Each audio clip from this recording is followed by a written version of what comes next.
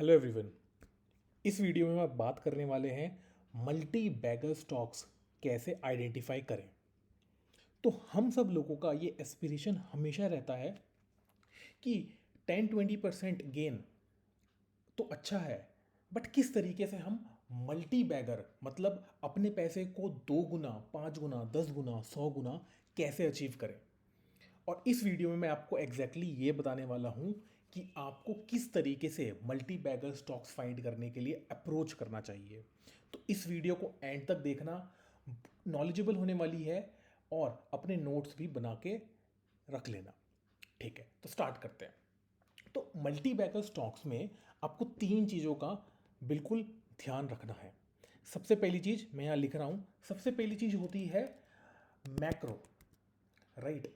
Macro economics मतलब कि जो पूरा हमारा वर्ल्ड है वहाँ पर किस तरह का इकोनॉमिक्स चल रहा है, और मैक्रो के साथ साथ जो स्पेसिफिकली इंडिया है, इंडिया का जो ग्रोथ कर्व है वो की ट्रेजेक्टरी कैसी है। और हम जानते हैं कि इंडिया की ग्रोथ फॉरवर्ड डायरेक्शन में है, अपवर्ड डायरेक्शन में।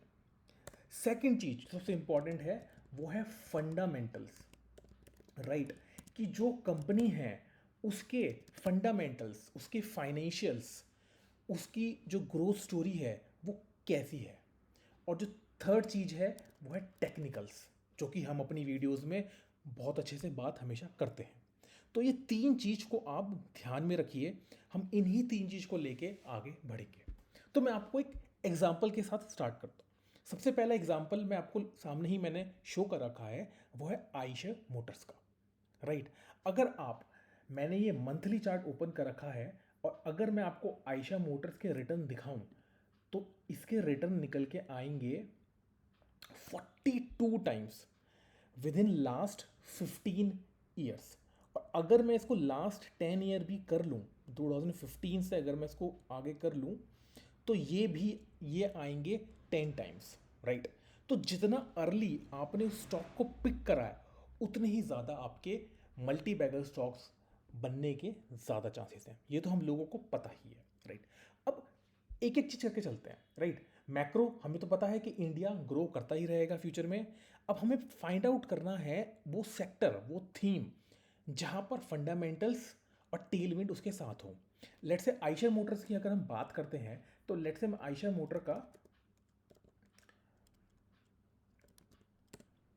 मोटर्स का हम वो देखते हैं प्रॉफिट, राइट। अगर आप यहां पर देखें, हम सिर्फ नेट प्रॉफिट की बात करते हैं, अभी मैं आपको हाई लेवल चीज़ें बता रहा हूं।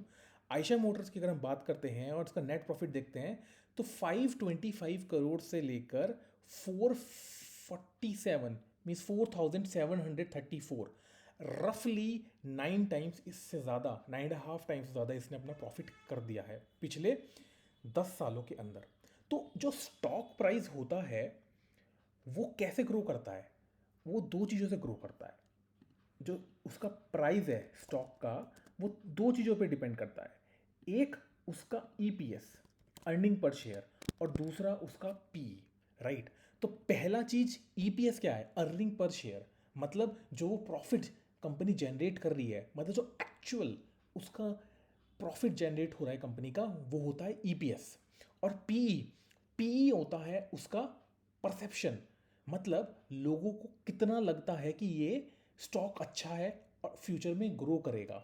तो ईपीएस तो हो गया इंटरनल, कि कंपनी इंटरनल ही कितना अच्छा कर रही है, और पीई वो चीज़ हो गई जो एक्सटर्नल है, जो लोगों को क्या लगता है उस पर डिपेंड करता है। तो फॉर एग्जांपल अगर ईपीएस ग्रो करा 10x, जैसे कि हमने आइशर मोटर में देखा कि यहां पर लेट से ये 10x ग्रो करा है, बट परसेप्शन अगर 5 टाइम्स ग्रो कर गया, मतलब उसका पीई एक्सपैंड कर गया, तो जो टोटल स्टॉक है वो 50 टाइम्स हो जाएगा, जो कि हमने यहां देखा, राइट।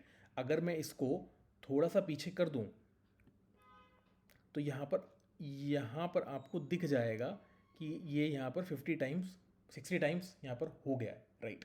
तो ये एक जर्नल कॉन्सेप्ट है जो हमें समझना चाहिए कि किस तरीके से प्राइस ऊपर नीचे हो सकते हैं, और हमको जो कंपनी के नंबर्स हैं वो भी हमें अच्छे से समझ में आने चाहिए। तो मैंने आपको बिल्कुल सिंपल चीज़ बताई है, नेट प्रॉफिट।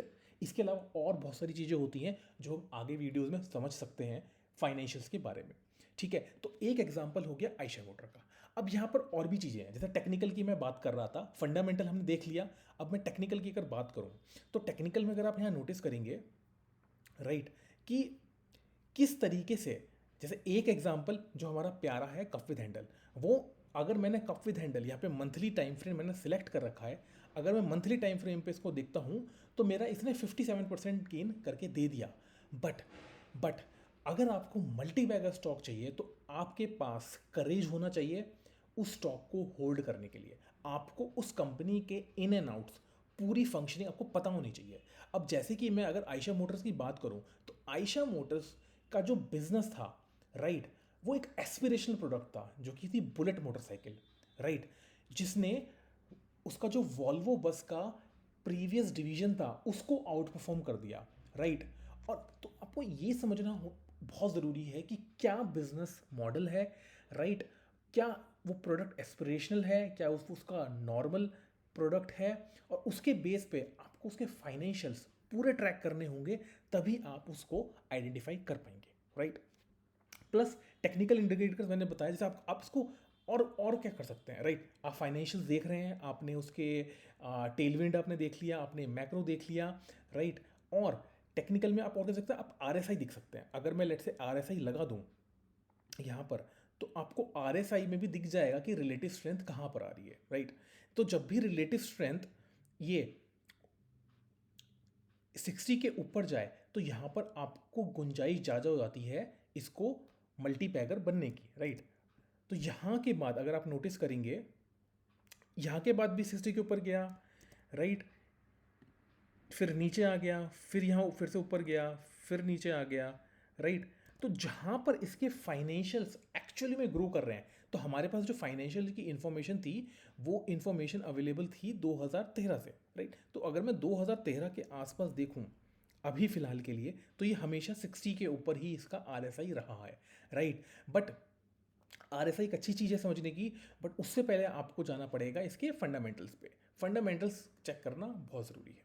अब आगे चलते हैं और एग्जांपल्स देखते हैं कि किस किस तरह से और स्टॉक्स ने हमको मल्टी बैगर रिटर्न दिए।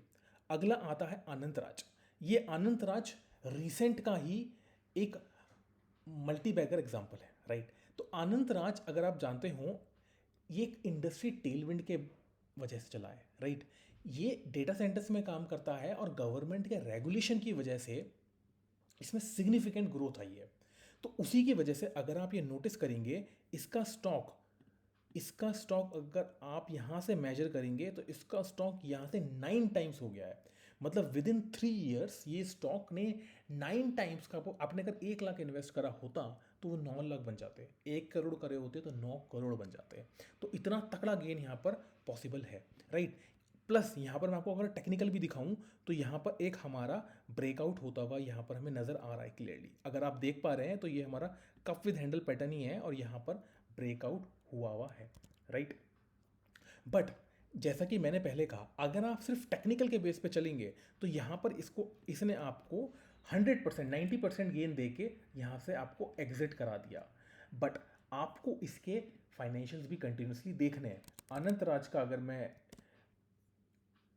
वो देखूं, फाइनेंशियल्स प्रॉफिट एंड लॉस में जाऊं, तो इसका प्रॉफिट स्टार्टिंग में 2014 में 100 करोड़ था, 42 करोड़ हुआ। फिर आप देखेंगे, नोटिस करेंगे ये कम होता गया, कम होता गया, कम होता गया। 2021 में इसका 9 करोड़ है गया। बट उसके बाद इसने पीछे मुड़ के नहीं देखा। 50 करोड़ 3 टाइम्स हुआ, उसके बाद फिर 150 के बाद 270 डबल हो गया ऑलमोस्ट, और उसके बाद फिर दोबारा डबल हो गया। तो 2021 से 9 करोड़ से लेके 426 करोड़ इसका प्रॉफिट हो गया है, राइट। मल्टीपल टाइम्स हो गया है। तो और अगर आप चार्ट पैटर्न में भी नोटिस करेंगे तो चार्ट पैटर्न में भी यही हुआ है। स्टार्टिंग में ये स्टॉक डाउन था, स्टार्टिंग में ये स्टॉक ऊपर नहीं था, 90% ये स्टॉक डाउन था। बट क्योंकि गवर्नमेंट के कुछ रेगुलेशंस आए और इसको एक इंडस्ट्री की टेलविंड मिली जिससे इसने इतना ग्रो करा। तो आपको यहाँ पर मैक्रो मतलब दुनियादारी क्या चल रही है, देश में क्या चल रहा है, बाकी दुनिया में क्या चल रहा है, इस कंपनी के पास क्या ऑर्डर्स आ रहे हैं, क्या ये करंट थीम है कि नहीं, और एक्चुअली में इसके जो फंडामेंटल्स हैं वो इम्प्रूव हो रहे हैं कि नहीं हो रहे। और फंडामेंटल्स के बाद इसका टेक्निकल बहुत ज़रूरी है। क्या इसका टेक्निकल इम्प्रूव हो रहा है? इसका टेक्निकल इम्प्रूव अगर हो रहा है तो, और प्लस इसने ब्रेकआउट यहाँ पर दिया है, तो ये आपके लिए एक अच्छा इन्वेस्टमेंट अपॉर्चुनिटी हो सकती है। आगे चलते हैं, अगला एग्जाम्पल देखते हैं, आईएनएक्स विंड। तो आईएनएक्स विंड अगर आप नोटिस करेंगे, ये भी गवर्नमेंट के जो पॉलिसीज़ थी उसके बहुत बेनिफिशियल हुआ, राइट। अगर आप यहाँ पर, मैं आपको चेक करके दिखाऊं इसके फंडामेंटल्स, आईएनएक्स विंड, इसके फंडामेंटल्स देखते हैं, इसके फंडामेंटल्स कैसे हैं। तो यहाँ पर आप नोटिस करेंगे 132 करोड़ प्रॉफिट में था, स्टार्टिंग में प्रॉफिट में था, उसके बाद ये लॉस में जाने लगा और माइनस का 700 करोड़ का इसने लॉस रिपोर्ट करा है। बट अगर आप उसके बाद देखेंगे तो ड्रास्टिकली इसका लॉस कम हुआ और उसके बाद प्रॉफिट आना स्टार्ट हो गया। और चार्ट में भी आपको यहाँ पर दिख जाएगा कि मैंने क्लियरली आपको यहाँ दिखा रखा है कि ये ब्रेकआउट यहाँ पर बहुत अच्छा सा यहाँ पे ब्रेकआउट हुआ। और जैसे ब्रेकआउट हुआ तो ब्रेकआउट के बाद तो आप टेक्निकल यहाँ पे लगा ही सकते हैं, राइट। 86% का आपको यहाँ पे गेन हो गया। और अगर मैं आपको टाइम टाइम मेजर करके बताऊं तो 183 डेज में, मतलब 6 मंथ्स में आपने 100% का गेन ऑलमोस्ट ले लिया है, राइट। तो यहाँ पर ये चीज़ समझना बहुत ज़रूरी है कि अगर स्टॉक डाउन आया है और वो ब्रेकआउट दे रहा है और वहाँ पर इंडस्ट्री में कुछ टेलविंड आ रही है, गवर्नमेंट उसकी हेल्प कर रही है, तो यहाँ पर एक अच्छी अपॉर्चुनिटी बन सकती है। बट ये चीज़ भी समझनी बहुत ज़रूरी है कि अगर आपने साइजेबल एलोकेशन नहीं करा, आपने इसी स्टॉक के अगर 10 20 50 100 शेयर ले लिए, तो आपकी नेटवर्थ में ये कोई भी इम्पैक्ट नहीं क्रिएट करेगा। आपको एक सब्सटेंशियल एलोकेशन करना पड़ेगा। लेट्स से आपका 5% ऑफ द पोर्टफोलियो स्टॉक में होगा, तब आप यहाँ से सब्सटेंशियल वेल्थ जनरेट कर पाएंगे। बिकॉज अगर आपने 5% डाला है और स्टॉक 10 टाइम्स हो गया, तो आपके पोर्टफोलियो का ये 50% बन जाएगा। तो एक सब्सटेंशियल ग्रोथ आपके पोर्टफोलियो में मिलेगा। आगे चलते हैं, एक एग्जांपल और लेते हैं, सुजलॉन। तो अगर आप सुजलॉन को देखें तो यहाँ पर भी आपको एक अच्छा ब्रेकआउट होता हुआ दिख रहा है और सुजलॉन की ये एक टर्न अराउंड काइंड की स्टोरी बनती हुई दिख रही है। अगर मैं यहाँ पे चेक करूँ सुजलॉन, अगर सुजलॉन का प्रॉफिट अगर आप देखेंगे तो कंटिन्यूसली ये नेगेटिव में था, -3000, 9000, फिर प्लस में हुआ, फिर नेगेटिव में हुआ, फिर प्लस में, फिर नेगेटिव में, और यहाँ से आप देखेंगे 2023 से ये कंटिन्यूस पॉजिटिव में आ गया है। बिकॉज यहाँ पर इसको टेलविंड मिल रही है, इसके बैलेंस शीट इंप्रूव हो रही है और हमें टेक्निकल भी यहाँ पे क्लियरली दिख रहा है कि यहाँ से अच्छा ब्रेकआउट हुआ है और यहाँ से क्लियरली अपॉर्चुनिटी 100% की दिख रही है। और करंट की अगर मैं बात करूँ तो करंट से यहाँ पर 50% का पोटेंशियल है।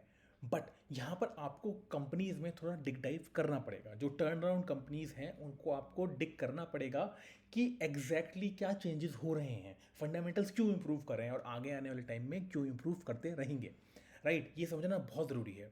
आगे चलते हैं, पेज इंडस्ट्रीज। तो पेज इंडस्ट्रीज एक वाला एग्जाम्पल है जो एक कंसिस्टेंट ग्रोथ एंड कंपाउंडिंग वाली कंपनी है।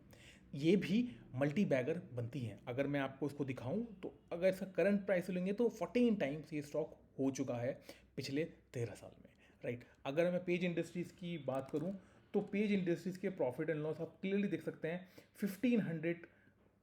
150 करोड़ से ये 729 करोड़, 5 टाइम्स 7 टाइम्स ये स्टॉक हो चुका है यहाँ पर, राइट। सिमिलरली यहाँ पर हमने देखा तो यहाँ पे दो चीज़ें हैं, प्रॉफिट हुआ 5 टाइम्स बट स्टॉक गया 14 टाइम्स। तो जो बाकी 3 टाइम्स है वो परसेप्शन, वो पीई से आया है, वो पीई एक्सपेंशन से आया है, राइट। और इन स्टॉक्स में आपको मल्टीपल टाइम्स अगर आप नोटिस करेंगे तो रीटेस्ट आपको मिलते रहेंगे। आप देखेंगे यहाँ पर एक रीटेस्ट हुआ है, यहाँ पर ब्रेकआउट हुआ और स्टॉक ने फिर से यहाँ पे रीटेस्ट करा, और फिर से अगर आप यहाँ देखेंगे यहाँ पर ब्रेकआउट हुआ था और यहाँ पर इनने फिर से रीटेस्ट करा है। तो अब ये स्टॉक अगर आप देखेंगे तो ये फिर से ऊपर की तरफ जा रहा है, राइट। ये फिर से ऊपर की तरफ जा रहा है, ये यहाँ से फिर से cup with handle kind of pattern breakout देगा और ये फिर से ऊपर जाएगा। क्यों? क्योंकि पेज इंडस्ट्रीज जो कि आपको इंडस्ट्रीज की पता है, राइट, जॉकी इसका एक one of the wonderful product है, उसकी रिक्वायरमेंट इंडिया में बढ़ती ही जाएगी, राइट, लोगों को अच्छे क्वालिटी प्रोडक्ट्स की रिक्वायरमेंट रहेगी ही रहेगी। तो यहाँ से 47% का इसका पोटेंशियल है, राइट। तो जब तक इसके प्रॉफिट बढ़ते जाएंगे तो आप इसको रख सकते हैं। तो यहाँ पर करेज, पेशेंस होना बहुत ज़रूरी है इसको होल्ड करने के लिए, राइट। और जितना जल्दी आप इस स्टॉक को पिक करेंगे उतना ही बड़ा आपका इसका गेन रहेगा। एक स्टॉक की और बात करते हैं, परसिस्टेंट सिस्टम। तो ये परसिस्टेंट सिस्टम जो है ये एक सॉफ्टवेयर फील्ड की एक कंपनी आती है, राइट।